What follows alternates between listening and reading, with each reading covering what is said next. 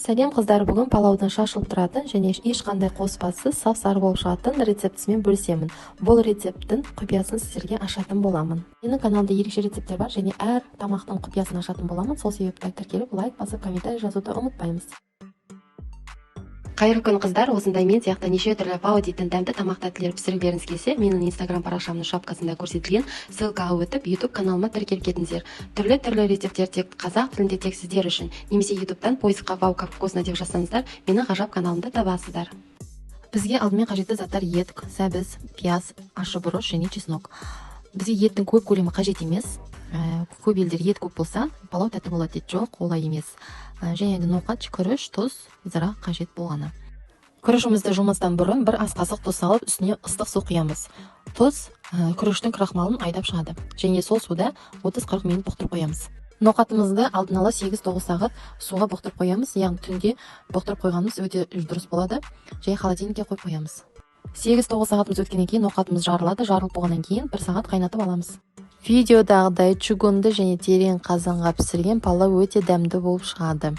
Алдын ала қыздырылған қазанға 200 мл майымызды қыздырып аламыз да, пиязымызды екі жағынан қызарғанша қыздырып алып тастаймыз.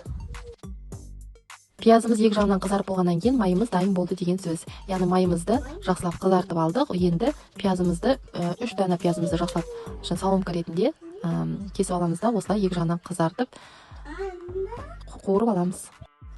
Видеода байқағаныңызда пиязымызды қызартып қыздыртып болғаннан кейін, яғни қуырып, өзінің согышы алды. Яғни пиязымызда су және сахароза бар, яғни қант та бар. Сонда өзінің сөлін бөледі.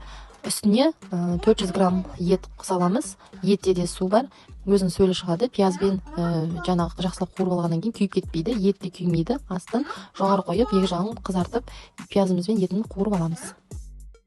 Палауымыздың сап-сары болып қызарып шығуының себебі осы пияз бен еттің жақсылап қуырылып, яғни сәл ғана күйік шығады, яғни орысша айтқанда нагардан арқасында.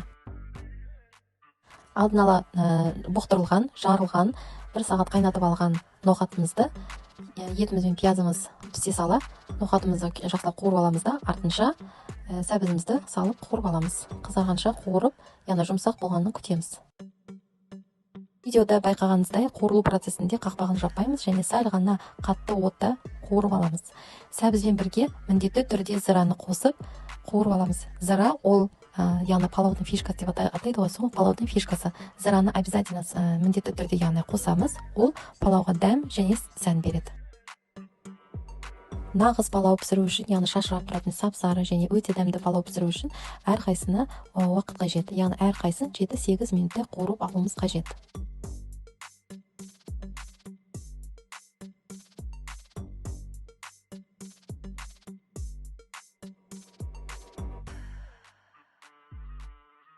Әрқайсын жақсылап қуырып алдық. Енді чесногымыз бен ащы бұрышымызды салып, үстіне ыстық су құямыз, толтырмай. Үстіне 1 ас қасық тұз саламыз және жақсылап араластырып аламыз.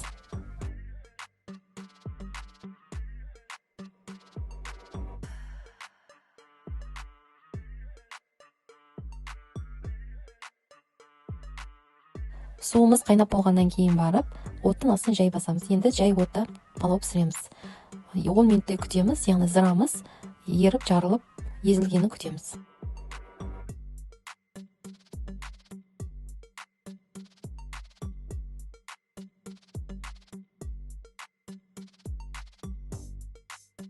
Зыра дәндеріміз жарылып езіліп болғаннан кейін күрішімізге кірісеміз. Яғни видеода байқағаныңыздай крахмалы жақсылап шыққан.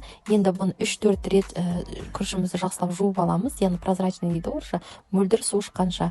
Күрішімізді саламыз да, үстіне ыстық су құямыз. Және кейбір кісілер айтып жатады, күрішімізді араластырмау керек деп. Жоқ, күрішімізді сәл ғана түрпектеп араластырып аламыз, себебі арасына су құйылуы қажет.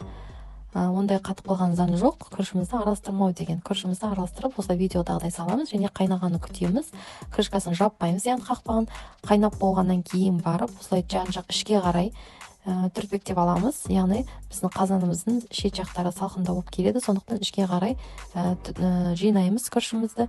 Жинап болғаннан кейін үстіне тарелка салып, оның үстіне салфеткалар төсейміз, себебі су қақпақтан аққан кезде осы салфеткалар өзіне сіңіріп алады, яғни су кірмеу керек. Сонда біздің күрішіміз, палауымыз шашырап әп-әдемі болып піседі.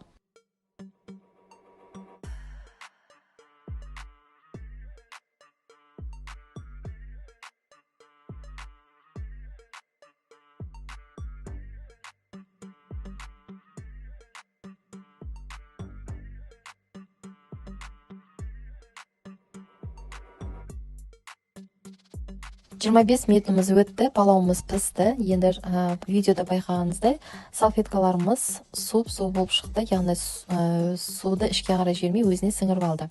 Және тарелканы аламыз, ішіндегі күрішін ішке қарай жинаймыз. Яғни далада емес, үйдің ішінде піскен қазан, сырттары салқын болғандықтан оны күрішімізді ішке қарай жинаймыз. Егер де далада ошақта пісетін болса, онда оны жинамаймыз, себебі от астынан жанғаннан кейін ол жан-жақты ысып тұрады. Сондықтан осылай ішке қарай жинап аламыз да, палауымызды енді буға пісіреміз. 5 минут қана пісіреміз. Осы ішке қарай жинап алғаннан кейін, яғни палауымызды ортаға жинап алғаннан кейін қақпағын жабамыз. Яғни бірінші видеодағыдай тарелка, салфетка және қазан қақпағын жауып 5 минут буға пісіріп аламыз. Сонда күрішіміз шашырап, әдемі болып, тәп-тәтті болып шыға келеді.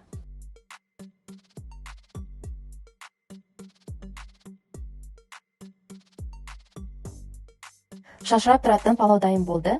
Мен ең соңғы күріштің сортын дайындадым, яғни сіздерге әдейі көрсету үшін. Күріштің қандай сорты болса да, осы рецепт бойынша дайындасаңыздар, палауларыңыз әдемі шашаңқы болып піседі. Сіздерге видео ұнап жатса, өте қуаныштымын. Менің каналымда ерекше рецепттер бар. Жіберіп алмас үшін подписаться батырмасын басып, тіркеліп алыңыздар. Лайк басып, төменгі жақта поделиться батырмасын басып, WhatsApp арқылы достарыңызбен бөлісіңіздер. Каналымда өте дәмді әрі пайдалы тағамдардың рецепттері бар. Міндетті түрде қарап көріңіздер. Баршаңызға ас болсын. Сіздермен болған Әйгерім. Келесі рецептте кездескенше сау саламат.